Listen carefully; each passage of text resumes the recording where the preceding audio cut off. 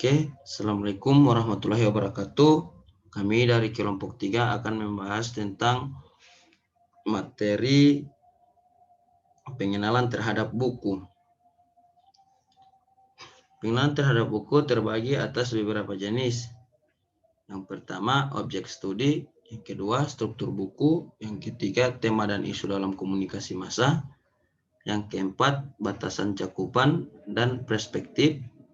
Yang kelima, berbagai jenis teori. Yang keenam, ilmu komunikasi dan struktur komunikasi massa. Yang ketujuh, tradisi analisis alternatif, struktural, behavioral, dan kultural. Oke, yang pertama yaitu objek studi. Media massa awal berupa surat kabar, majalah, fonogram, film, dan radio.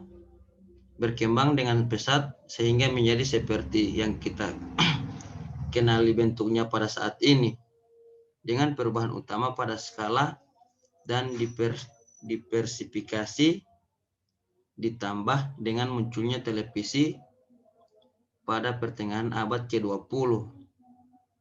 Secara serupa, apa yang kita anggap sebagai ciri utama dari komunikasi massa pada 70 tahun yang lalu atau lebih masih sama sebagaimana yang kita anggap saat ini. Kemampuan mereka untuk menjangkau seluruh populasi dengan cepat dan dengan informasi, opini, dan hiburan yang sama. Ketakjuban universal yang sama.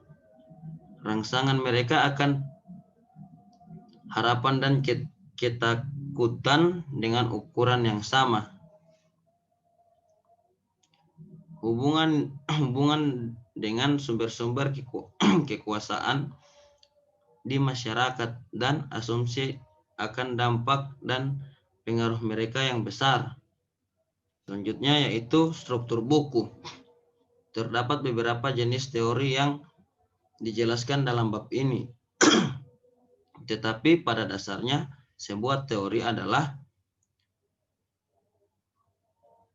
proposisi umum yang berdasarkan pada pengamatan dan argumen logis yang menyatakan bahwa hubungan antara fenomena yang diamati adalah untuk menjelaskan atau memperkirakan hubungan, dan sejauh ini hal tersebut dimungkinkan.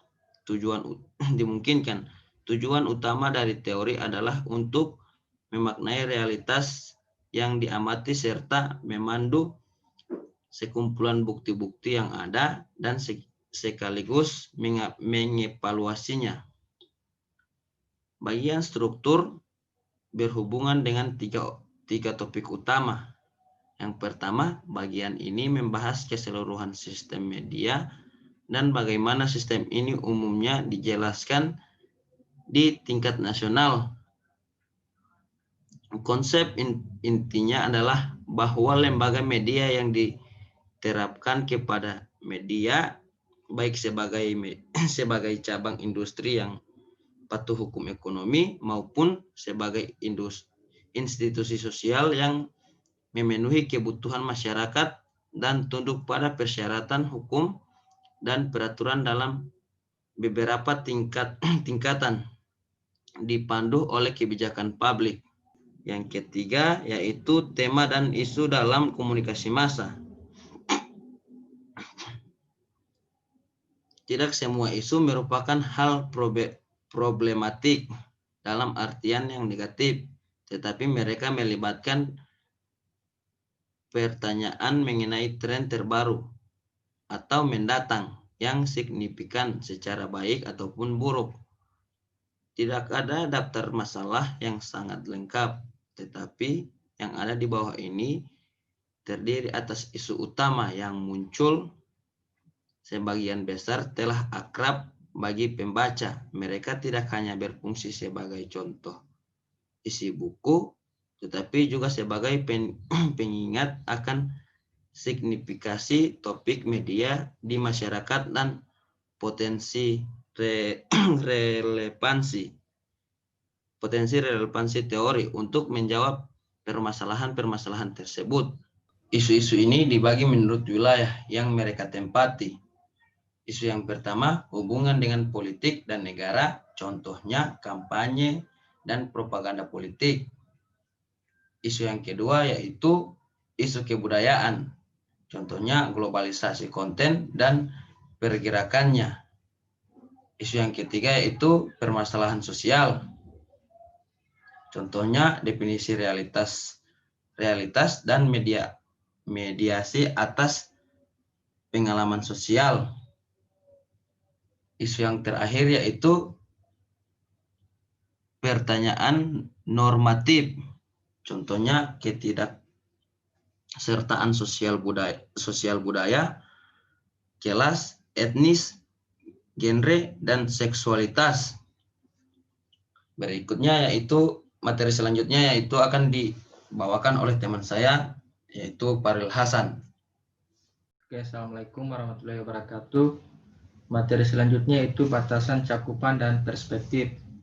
Terdapat banyak lingkup untuk melakukan penilaian subjektif yang sangat sulit untuk menghindarinya. Bahkan ketika mencoba untuk menjadi objektif, kedua fenomena komunikasi massa itu sendiri tidak bebas dari konteks budaya, di mana fenomena tersebut diamati. Meskipun adanya kesamaan teknologi dan kecenderungan untuk keseragaman bentuk organisasi, media, serta perilaku dan konten media itu sendiri. Berikut ada keempat tipe perspektif. Ini dapat dirangkum sebagai berikut. Yang pertama yaitu perspektif media kulturalis. Yang kedua itu pendekatan media materialis. Yang ketiga pendekatan sosial kulturalis. Yang keempat perspektif sosial materialis. Selanjutnya itu berbagai jenis teori. 5 macam teori yang relevan terhadap komunikasi massa. Teori-teori tersebut yaitu teori sosial ilmiah, yang kedua budaya, yang ketiga normatif, yang keempat operasional, dan sehari-hari. Selanjutnya yaitu ilmu komunikasi dan studi komunikasi massa.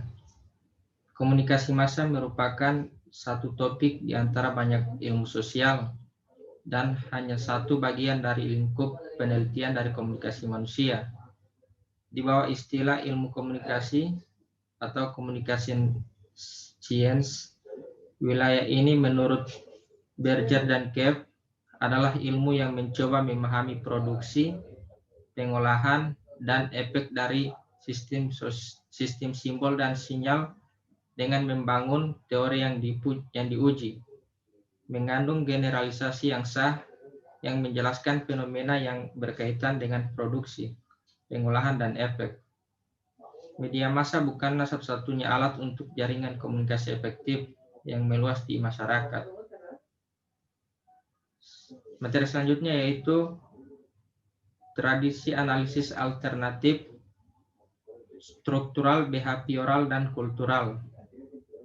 Pendekatan struktural sebagian besar diambil dari sosiologi, tetapi juga mengambil dari perspektif sejarah, politik, hukum, dan ekonomi. Yang kedua itu pendekatan behavioral, berakar pada psikologi dan psikologi sosial, tetapi juga memiliki pengaruh dari sosiologi. Yang kedua yaitu pendekatan kultural, berasal dari studi-studi humanistik dari ilmu antropologi dan bahasa. Ya, itulah hasil presentasi dari kelompok 3. Saya Faril Hasan dan teman saya Septian Mondanggu. Lebih dan kurangnya kami mohon maaf. Assalamualaikum warahmatullahi wabarakatuh.